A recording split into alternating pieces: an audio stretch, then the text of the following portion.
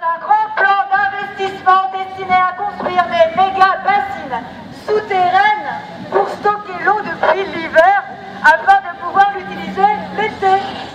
Jamais vu dans la nature, clame le directeur du cabinet du ministre. Alerte info. Les agriculteurs seront autorisés à épandre de l'eau minérale produite par Nestlé Waters sur leur culture à partir du 1er avril 2024. Une solution écologique et économique puisqu'elle permettra d'irriguer et traiter en même temps, a déclaré le ministère de l'Agriculture. Gloups, un robinet attaqué en justice par Saint-Gentin pour concurrence déloyale. L'eau potable est tellement concentrée en pesticides que les agriculteurs n'ont même plus besoin d'acheter des produits, se lamente le directeur juridique de l'entreprise d'Abrochy.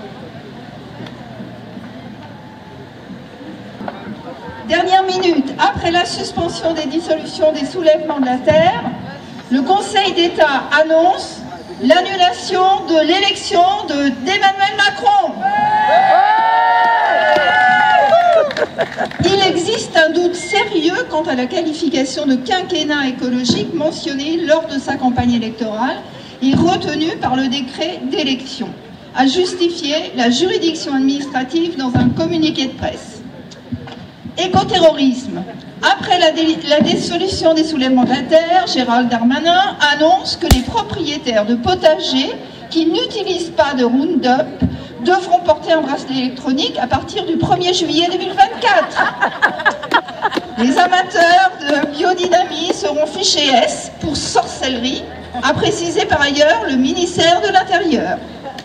Alerte info, nouvelle limite planétaire franchie. Le gouvernement propose d'en rajouter 3 supplémentaires. Pour se laisser du temps pour agir, nous créerons à cette occasion une convention citoyenne pour en trouver les noms, a déclaré Bérangère Couillard à la sortie du Conseil des ministres. Biodiversité. Protéger la biodiversité et en même temps développer la surpêche, c'est le défi que se lance le gouvernement cette semaine pour rassurer les pêcheurs bretons. Parfois, il faut savoir toucher le fond, surtout en politique, a déclaré Hervé Berville, le secrétaire d'État chargé de la mer.